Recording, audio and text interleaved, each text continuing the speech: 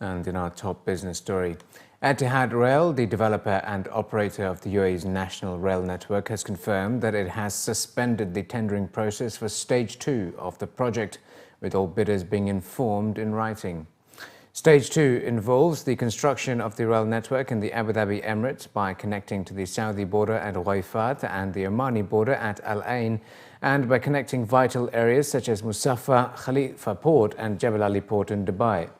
Etihad Rail commenced commercial operations on Stage 1 of the rail network, which links Sharjah and Habshan to the port of Ruwais after official safety authorizations were granted by the Federal Transport Authority in December 2015.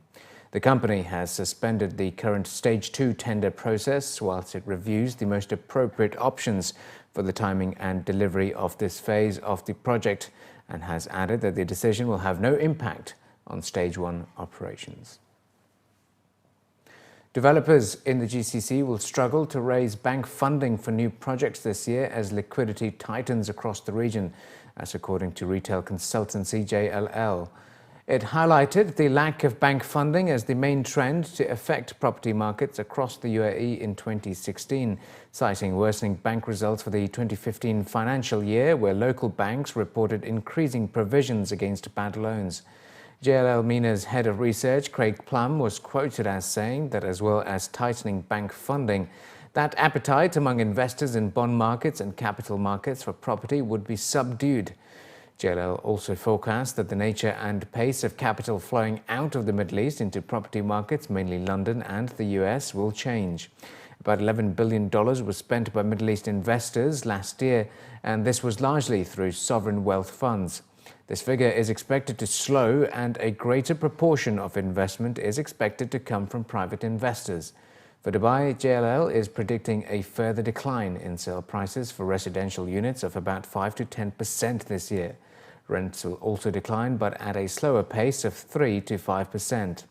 In Abu Dhabi, they believe that with residential sales growth flat last year, the company expects a slight decline in prices of 5% in 2016, mainly in off-prime locations, with rents likely to remain stable.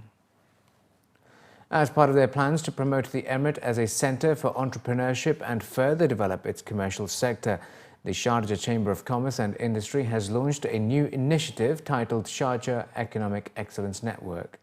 The ShjSEEN initiative was officially launched at a press conference, where senior officials from the Chamber of Commerce also signed an agreement with their strategic partners to promote their initiative. According to the panelists, through the new campaign, the authority aims to encourage more startups and SMEs to invest in Sharjah, where they will also be provided with funding and access to all resources. It was also added that around 30% of the country's manufacturing industry is based in Sharjah. Therefore, a major campaign such as ShjSEEN can play a vital role in further cementing the Emirates' position as a business hub. Although the full details and events program of the ShjSEEN will be unveiled on the 2nd of February, spokespeople from the Chamber of Commerce stated that their support for entrepreneurs will be based on 3 pillars, which include activate, incubate, and award. Of course, because we have the university, we have the college, we have the education city, and people need to complete one part in the trade and the business and the economy in general. Then the Sharjah Chamber of Commerce play this role in this particular area. The standard of this new Excellence Award, it will help the startup, the medium company, and also the large company. And why we are doing this? To help all the business company, the people, individual, to grow up and start the business in Sharjah. When we worked on the project, basically we were like, it's not just a project, it's a movement, it's a community project. So then we thought about it, what is it about? And then we realized everybody knows Sharjah for the heritage, for the education, for the like there's so many things that are highlighted for us that are known worldwide about Sharjah. But there's something that nobody knows about Sharjah, which is the young Sharjah, the soul of Sharjah, the kindness. Sharjah is a land of opportunity. It can give you a lot in terms of economy and trade.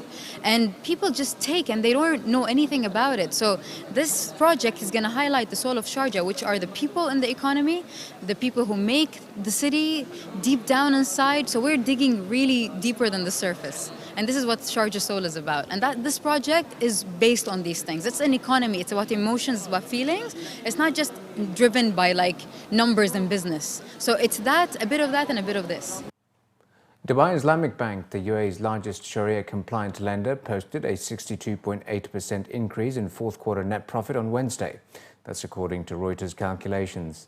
The bank made 1.15 billion dirhams in 3 months to December 31, Reuters calculated based on its full-year earnings statement, as it did not provide a quarterly breakdown. This compares with a profit of 706.3 million dirhams in the corresponding period of 2014, and the forecast by an analyst at HSBC for the quarter of 915 million dirhams. The bank said in a bourse filing its 2015 net profit rose to 3.84 billion dirhams, up 37% from the previous year. The bank's board proposed a 0.45 dirhams cash dividend for 2015, subject to central bank approval.